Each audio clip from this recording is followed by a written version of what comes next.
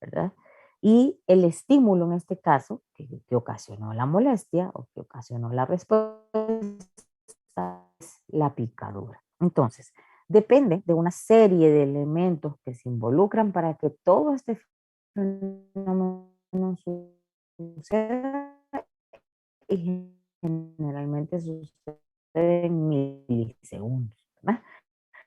Primero tenemos una señal que puede ser una señal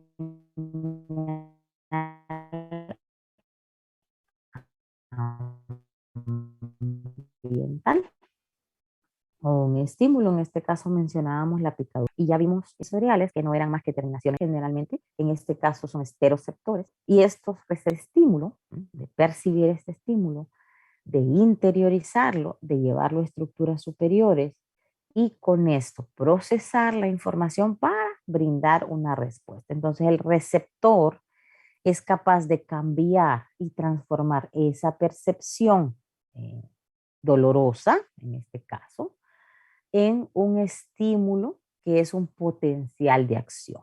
Un potencial de acción que va a viajar a través hasta llegar a través de las neuronas sensoriales, va a tener interrelación con una interneurona y luego va a enviar una respuesta. Una vez que llegó a los sitios superiores, va a enviar una respuesta y la respuesta va a salir a través de una neurona motora. ¿Cuál es el efecto que yo busco?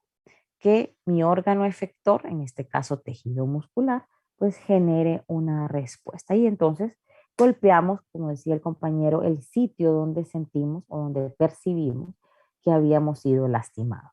Entonces, necesitamos que todos estos elementos que se involucran se encuentren íntegros.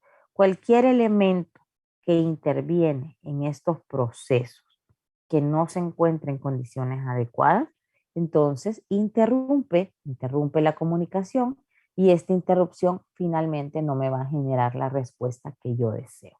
¿Sí? Bajo este precepto, realizamos pruebas o reflejos que lo que nos permiten es evaluar a nuestro sistema nervioso. Menciónenme algunos reflejos que ustedes conocen. Ay, cuando, digamos, va a cita médica y pues el doctor le golpea la rodilla. Ujú, El ujú, rotuliano. ujú. Perfecto, el A ver, patelaro rotuliano, ajá. ¿Perdón? cuando se dilata la pupila. Babinski. Babinski, cuando se dilata la pupila. Ujú. Los nombres los van a ir conociendo en el proceso, pero son estas respuestas a estímulos que generalmente son estímulos externos, por lo tanto están de receptores esteroceptores que van a generar una respuesta. Entonces, por ejemplo, si yo tengo mucha luz, ¿qué va a pasar con mi pupila? ¿Aumenta o disminuye su diámetro? Disminuye. Disminuye. Van a ver que son nocivas, ¿ok? Respuesta de defensa que el organismo tengo mucha luz y mi exceso de luz, ¿verdad? Y eso puede lesionar algunas estructuras de neón. Entonces,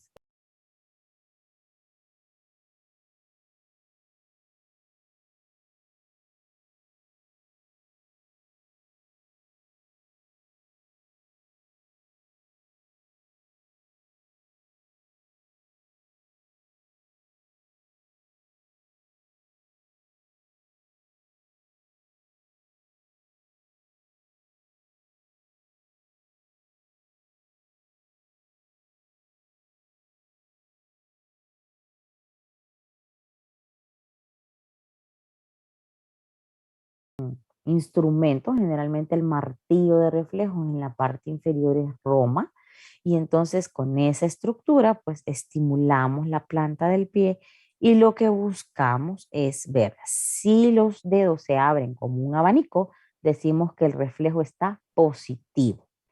Y si los dedos se mantienen en condiciones normales, decimos que nuestro reflejo está negativo.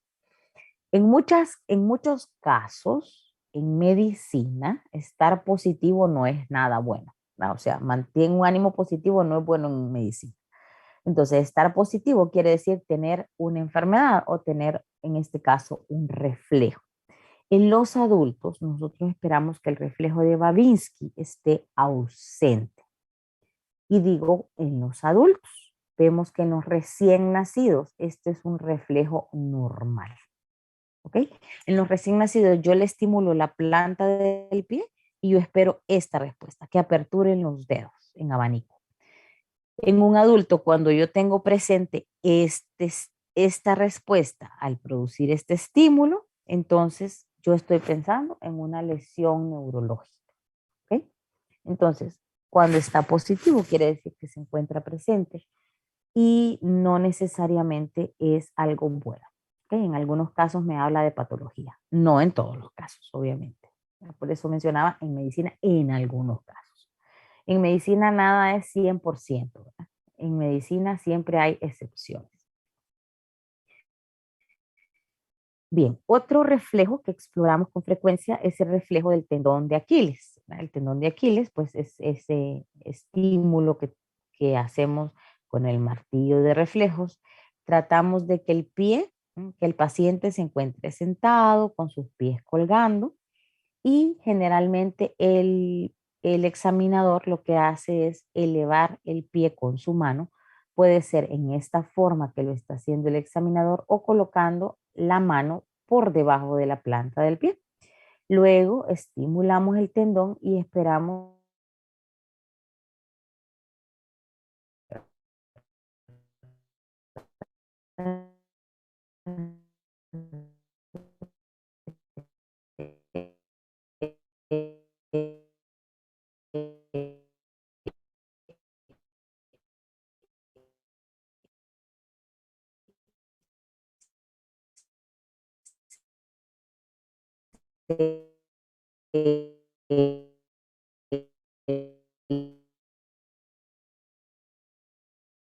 una placa neuromuscular.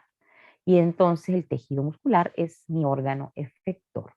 Toda la comunicación se lleva a cabo a través de potenciales de acción, porque este órgano sensorial fue capaz de recibir un estímulo producido por una energía específica y transformarlo en un potencial de acción.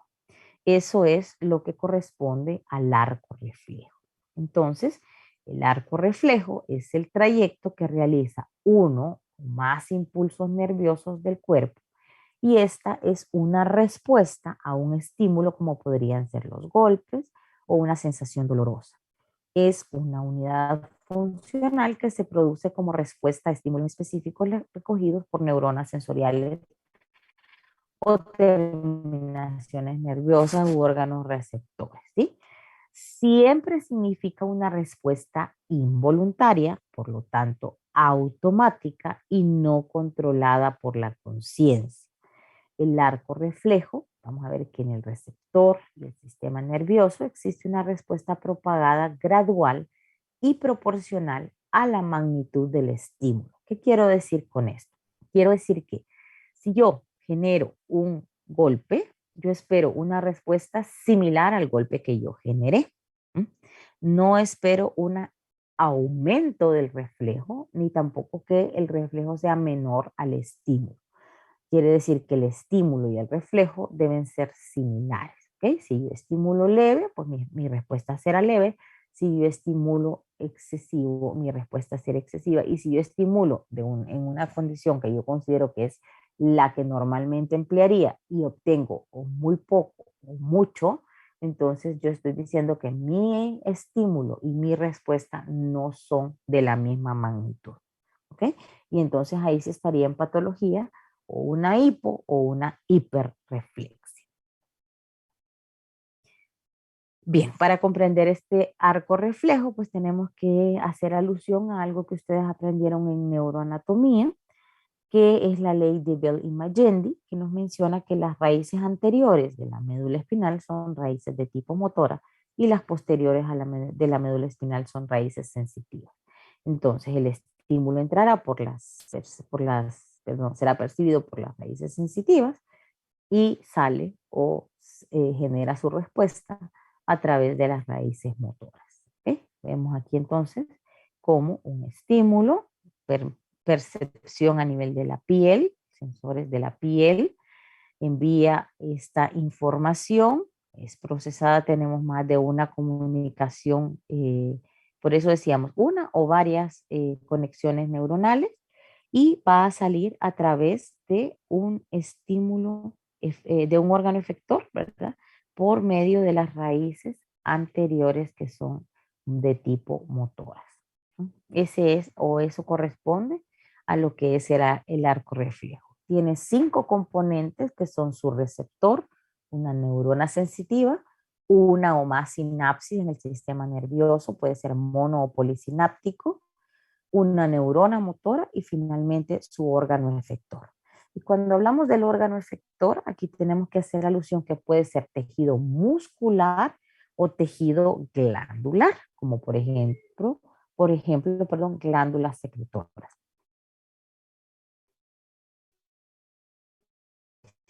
Si yo les menciono a ustedes mango verde, sal, pimienta, ¿qué pasa con sus glándulas salivales?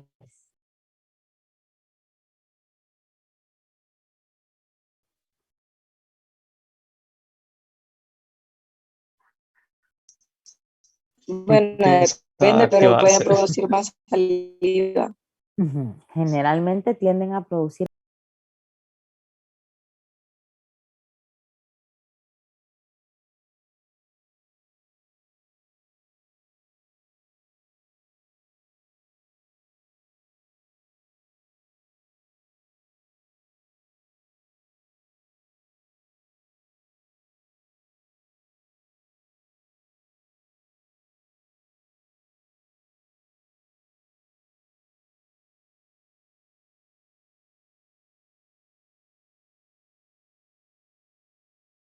Encefálico, la médula espinal y el aparato locomotor para que puedan tener una respuesta.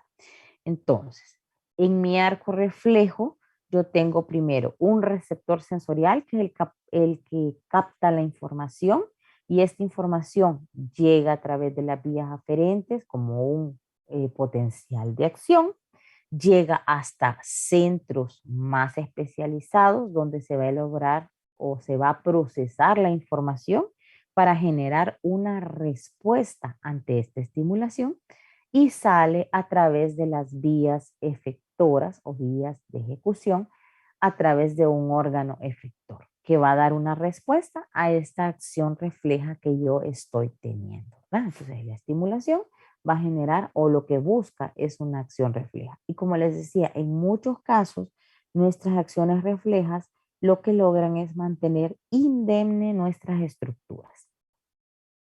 Ok.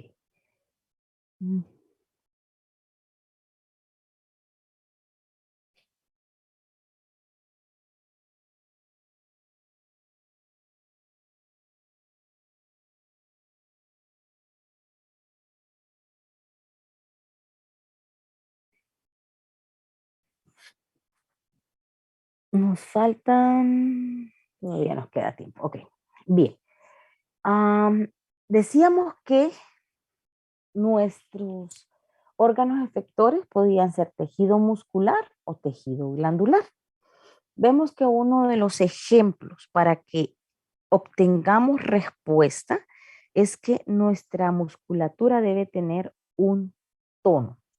¿Qué pasa, por ejemplo, con las personas que han sufrido una lesión medular y qué pasa y que esa sección medular ha ocasionado que las estructuras o los miembros inferiores dejen de tener actividad? ¿qué pasa con el tono muscular de estas personas en esa parte del cuerpo? Disminuye.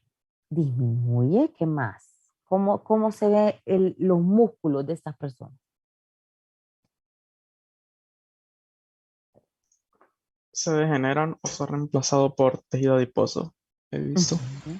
Se Se ven degeneran, como secos. se ven, perdón. Como secos. Ajá, disminuyen su, su volumen, ¿verdad? O sea, si comparamos cómo era la musculatura antes de la lesión y cómo es la musculatura después de la lesión, podríamos decir que como están inactivos, entonces pierden un poco de su masa muscular, ¿m? Pierden masa muscular y en algunos casos pueden, si el paciente pasa mucho tiempo encamado, si come mucho, si pasa en una sola posición, pueden o edematizarse, o sea, contener líquido, o pueden agregar grasa, ¿verdad? Al tejido. Entonces, necesitamos que todas aquellas estructuras involucradas se mantengan indemnes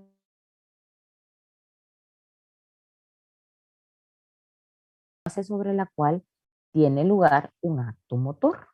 ¿En qué interviene? Asegura la postura dinámica en función del gesto a realizar, permite el desarrollo eficaz del movimiento a través de la influencia de los centros nerviosos superiores sobre el arco reflejo y asegura el comienzo y el mantenimiento del acto motor. Por eso les decía, por ejemplo, si en este paciente que mencionábamos anteriormente, nosotros tratamos de explorar el reflejo del tendón de Aquiles o el reflejo patelar, probablemente o tenemos una hiporreflexia o tenemos una arreflexia. No hay tono muscular para iniciar, ¿no?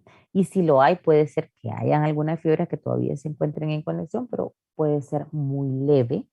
Y esto es lo que no permite que el paciente mantenga ese tono muscular y no me va a generar entonces la respuesta que yo estoy buscando. Entonces, probablemente estos reflejos en este paciente se van a encontrar ausentes. Ok, bien. Arco reflejo. ¿Dudas, preguntas o comentarios?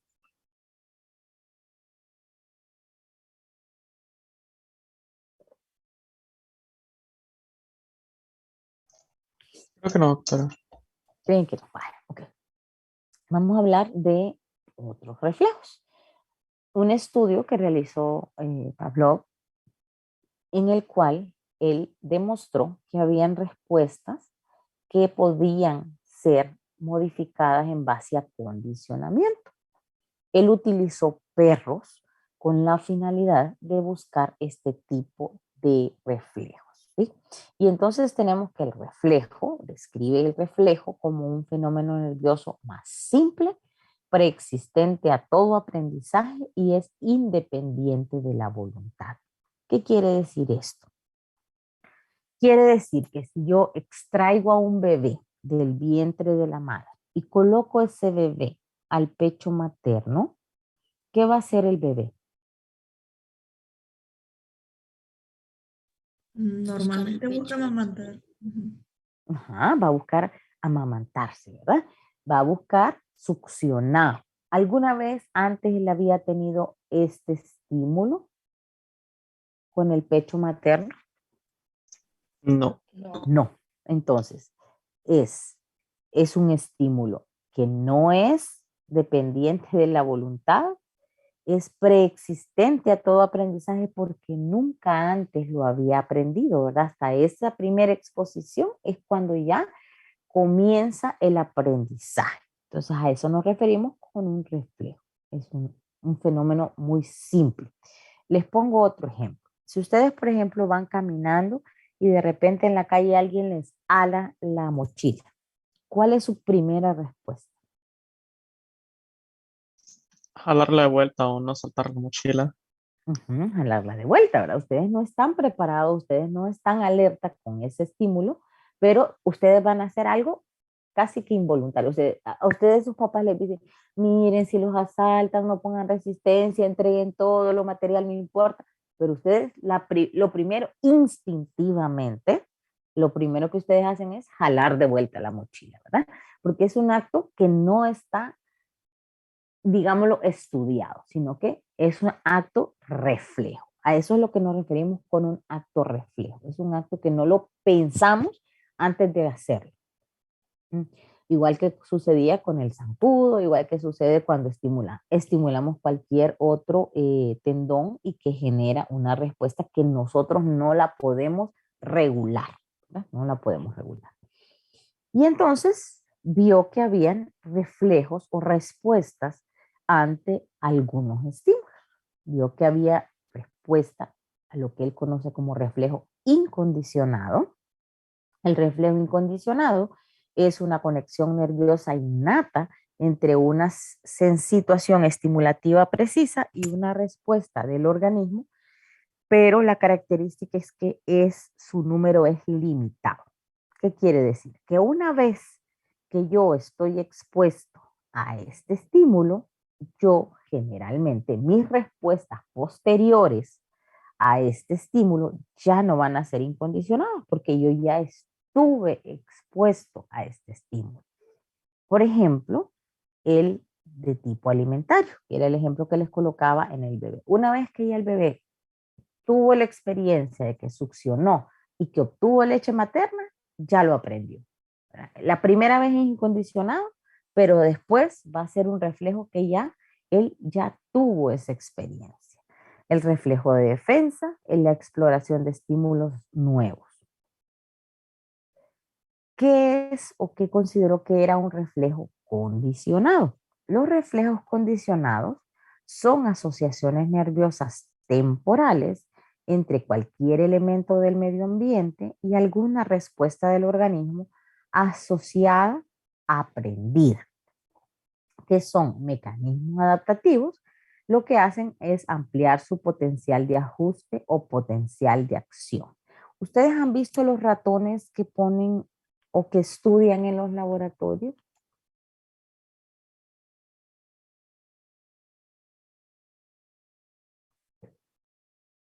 ¿Alguna vez han visto un circuito donde están los ambientes, donde están estos ratoncitos de laboratorio o los conejitos que utilizan?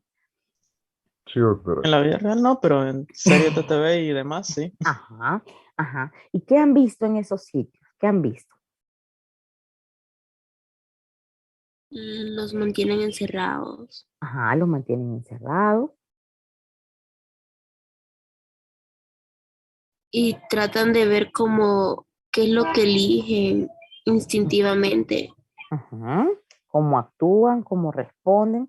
Y en algunos casos, las puertas donde entran y salen, tienen sitios con pequeñas estimulaciones eléctricas, lo cual condiciona que si ellos quieren salir, van a recibir un choque eléctrico.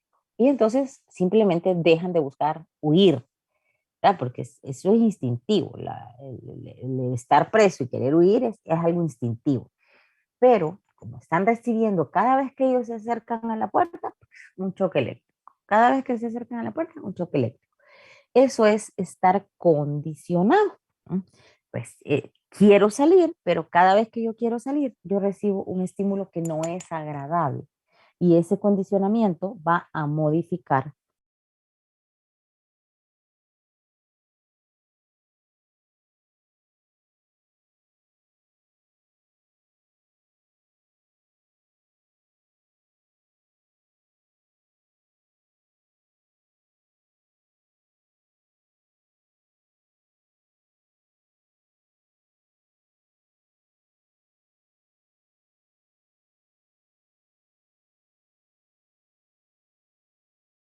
Estímulo incondicional es el alimento. El alimento por sí solo, si ustedes tienen hambre y ven alimento, entonces comienza el tejido digestivo a producir secreciones.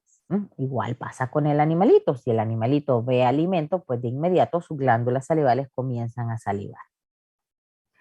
Entonces, la comida es el estímulo incondicionado. ¿Qué respuesta genera? Salivación. Esta es una respuesta incondicionada. Eso es innato, no es aprendido, no necesita más que el hecho de colocárselo ahí.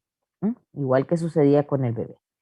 La campana es el considerado estímulo neutro. ¿Por qué? Porque si ellos escuchan sonar la campana, no va a generar ninguna respuesta antes de ser expuesto al experimento. La campana, estímulo neutro, sin respuesta. Luego, en el condicionamiento, asociamos colocar el alimento y a la vez sonar la campana, o sea, el estímulo incondicionado más el estímulo neutro, y estos dos a la vez me van a generar una respuesta incondicionada, igual que sucedía solo con la comida. Una vez que ya ha sido expuesto al condicionamiento, entonces si yo sueno la campana, que es el estímulo condicionado, dejó de ser estímulo neutro porque ya lo relacioné con la comida, el estímulo condicionado me va a generar una salivación. Se menciona que la respuesta, en este caso de la respuesta condicionada, es menor que la respuesta incondicionada, pero genera salivación. Entonces, les coloco otro ejemplo. ¿Qué pasaba, por ejemplo, cuando ustedes escuchaban el carrito del ice cream en la calle? ¿Qué pasaba?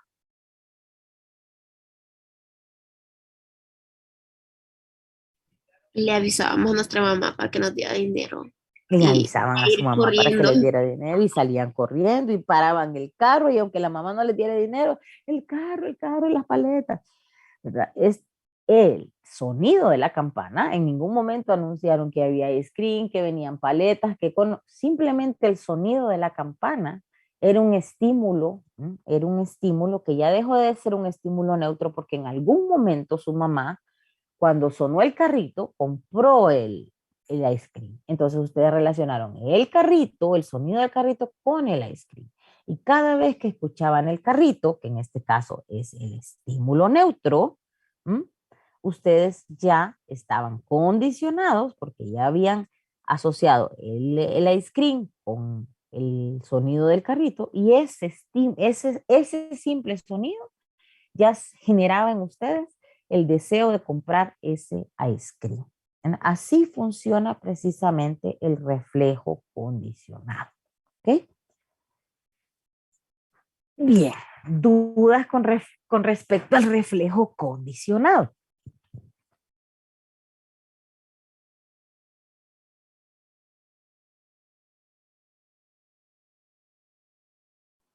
No, doctora, clarísimo. Clarísimo, más claro que el agua del río Choluteca. Perfecto, pues bueno, entonces sigamos. Y el último reflejo del que vamos a hablar el día de hoy es el reflejo miotático. Les adelantaba que los reflejos nos sirven para mantener indemnes estructuras, para ponernos en alerta que estamos ante un riesgo o que podríamos sufrir un daño. ¿Qué es el reflejo miotático? Vamos a ver que en el músculo esquelético tenemos pequeñas estructuras receptoras que son muy sensibles y se encargan de registrar el estado de tensión de los músculos, y a esto se le conoce con el nombre de usos musculares. Actúan como controladores del estado tanto de tensión como de extensión de los mismos, y su objetivo es proteger los músculos de las extensiones excesivas. Pregunto, ¿a quién le ha tocado, por ejemplo, hacer deporte por un periodo prolongado de tiempo? ¿Qué pasa cuando eso sucede? De repente que entrenan o que corren o que hacen spinning y que están más tiempo del que habitualmente lo hacen. ¿Qué pasa con ustedes en ese caso? No dan ganas de vomitar. ¿Perdón? Dan ganas de vomitar. Ok, puede generar ganas de vomitar. ¿Qué más? Le duele todo, ¿verdad? O sea, hay una sensación dolorosa, una sensación que no es agradable. En el Ah, caso de la, perdón. que sí, le digo, uno está hinchado, se siente después. En el caso de las náuseas, pues es un reflejo vagal y eso es en respuesta también a los mismos estímulos. Pero en este caso, pues vamos a hacer alusión a la sensación dolorosa. Incluso en algunos casos los músculos se contracturan, ¿verdad? Se contracturan. Sienten ustedes que le dan unos calambres. ¿Sí? Esos calambres son en respuesta a estímulos excesivos que el músculo está recibiendo. Y esos calambres son precisamente ese reflejo que les dice que tienen que disminuir la cantidad de tensión y de extensión que esa musculatura está recibiendo. ¿Por qué? Normalmente, ¿dónde se insertan los músculos, jóvenes? Eso lo aprendieron en anatomía. En los huesos. En los huesos, ¿verdad? En los huesos. ¿Y se insertan en todo el hueso o hay una porción específica del hueso donde se insertan? Una parte Hay una específica. porción específica. Hay una porción. ¿Y esas porciones cómo se llaman? No sé si se refiere a los tendones. Ok, los tendones son la estructura del músculo que va a ir dirigida a las apófisis. Las apófisis son salientes o porciones del hueso donde se va a ir a insertar este tejido muscular. Y entonces, en algunas condiciones, cuando hacemos estimulación excesiva, podemos producir un desgarre muscular o incluso podemos producir una avulsión de estas apófisis, o sea, hacemos que se rompa de tanta tensión que genera el tejido que rompe el sitio de inserción, ¿ok? Entonces, pues tenemos un paciente con un desgarro muscular severo, ¿verdad? O con una fractura por avulsión.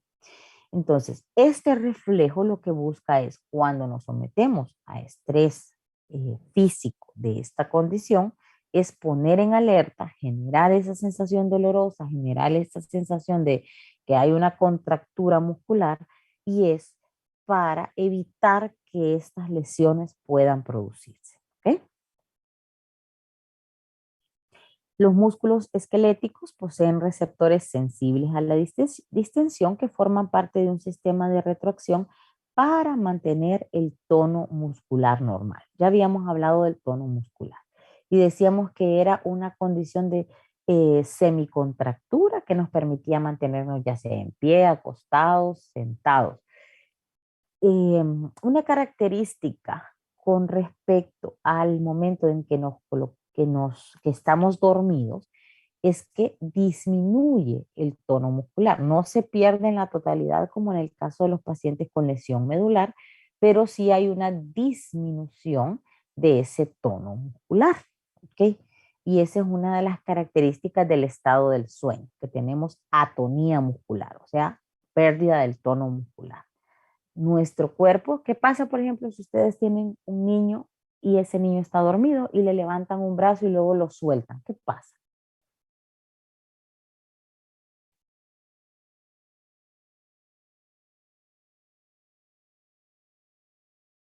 Pues regresa a su lugar original, por así decirlo. Cae, ¿verdad? Cae súbitamente, ¿verdad? No se queda, o sea, si yo les levanto a ustedes un brazo, entonces ustedes van a colocar el brazo de nuevo en su posición, pero de una forma un poco más elegante, ¿verdad? No va a caer de un solo como si nada pasara. Entonces, cuando estamos dormidos, perdemos este tono muscular, este tono muscular. Entonces, la ausencia del tono muscular, pues también disminuye la capacidad de reflejos. Por lo tanto, cuando estamos dormidos y percibimos un sonido, percibimos una estimulación, no es lo mismo que cuando nos encontramos en estado de vigilia. Por lo tanto, necesitamos de la presencia de ese tono muscular para que nuestros reflejos sean los adecuados. Bien, ¿qué pasa? Entonces, las fibras sensitivas entregan información sobre la tensión del tejido muscular esquelético y estas tienen dos orígenes. Terminaciones nerviosas encapsuladas que responden a la distensión a nivel del tendón del músculo y las terminaciones en espiral o fibras aferentes sensitivas sensibles a la distensión y también a la tensión de las fibras musculares especializadas contenidas en un órgano sensorial especial del tejido muscular que se denomina huso muscular.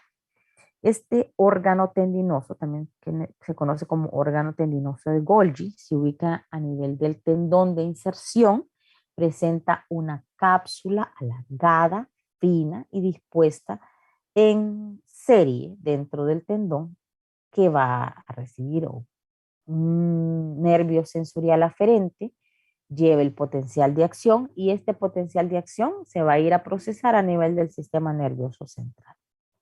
¿Qué pasa? Al contraerse las miofibrillas, estiran el tendón, este genera un potencial de acción en el órgano tendinoso de Golgi, viaja al sistema nervioso central, hace una sinapsis con una respuesta a un potencial posináptico de tipo excitatorio en esta neurona intercalar y esta, a su vez, va a generar un potencial posináptico de tipo inhibitorio a nivel de la motoneurona alfa y esto es lo que genera es un detener o hacer que cese mi actividad de contracción muscular.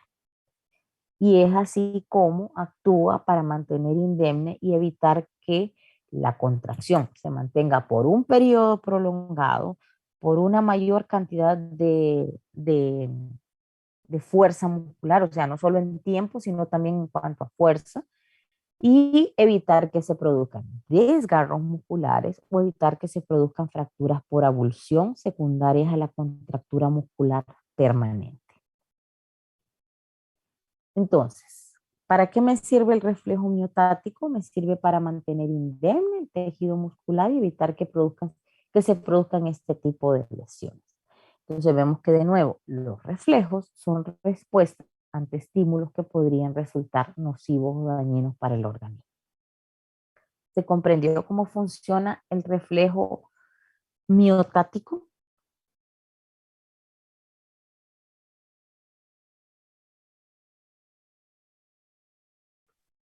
Sí, doctora. Sí, Creo. doctora. Okay. Hasta el momento, dudas, preguntas o algo que no haya quedado claro con el tema de los reflejos. Creo que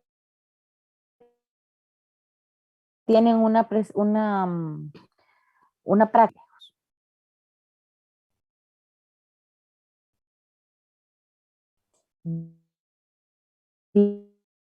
Bien, si no hay dudas, si no hay preguntas, entonces mañana nos reunimos de nuevo para que comencemos a ver los diferentes órganos sensoriales y cómo envían respuestas en base a la energía que los estimula.